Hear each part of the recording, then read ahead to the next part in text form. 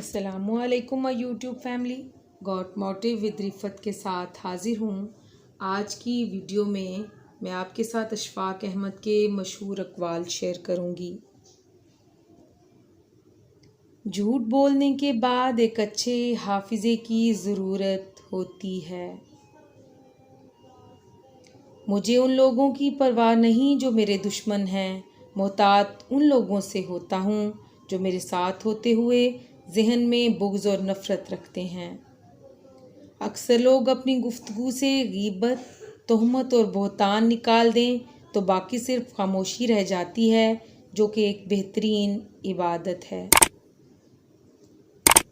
جسمانی امراض پرہیز سے جاتے ہیں اور روحانی امراض پرہیزگاری سے۔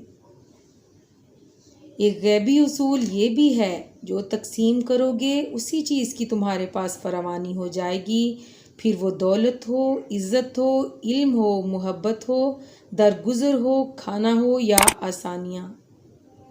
جسے نماز پڑھ کے بھی سکون نہیں ملتا، اسے چاہیے کہ سکون سے نماز پڑھا کرے۔ زندگی کبھی کبھی ایسی ٹھوکر مارتی ہے کہ انسان سیدھا سجدے میں جا گرتا ہے۔ جس معاشرے میں سب چلتا ہے، پھر وہ معاشرہ مشکل سے ہی چلتا ہے۔ جانتے ہو اذیت کیا ہے؟ کہنے کو بہت کچھ ہونا، لیکن خاموش رہنا۔ میں نے پوچھا، بابا جی حسد کیا ہے؟ کہنے لگے، رب کی تقسیم سے اختلاف رکھنا۔ بھری ہوئی جیب سے دنیا کا پتہ چلتا ہے اور خالی جیب سے اپنوں کا۔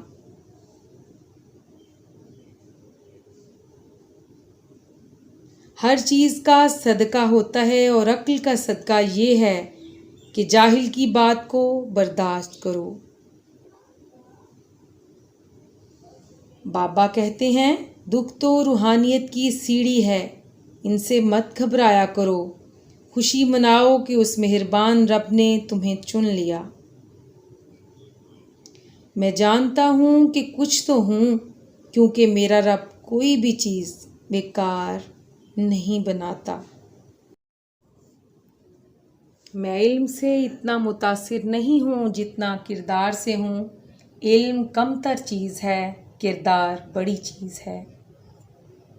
تنقید کے لیے علم کا ہونا ضروری ہے، جبکہ نکتہ چینی کے لیے جہالت ہی کافی ہے۔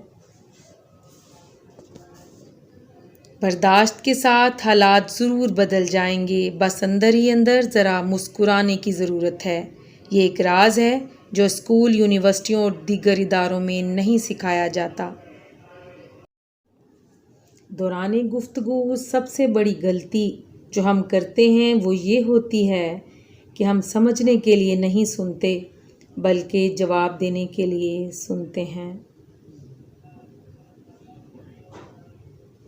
کوشش کرو جس چیز کے لیے تم خود ترس رہے ہو، کوئی دوسرا آپ کی وجہ سے نہ ترسے، پھر چاہے وہ رشتے ہوں، خوشیاں ہوں یا سکون ہو۔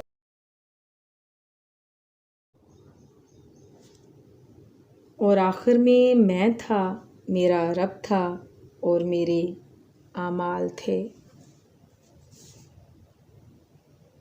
وہ دین کسی کو کیا نقصان پہنچائے گا جس میں راستے سے پتھر ہٹانے پر بھی ثواب ملتا ہو۔ دوسروں کی توقعات کے مطابق زندگی بسر کرنے کی وجہ یہ ہوتی ہے کہ ہم ڈرتے ہیں کہ کہیں وہ دوسرا ہم کو چھوڑ نہ دے۔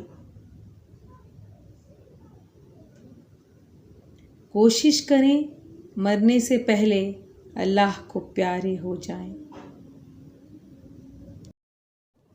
رشتہ جتایا نہیں جاتا، نبھایا جاتا ہے، پھر چاہے دور ہو یا پاس۔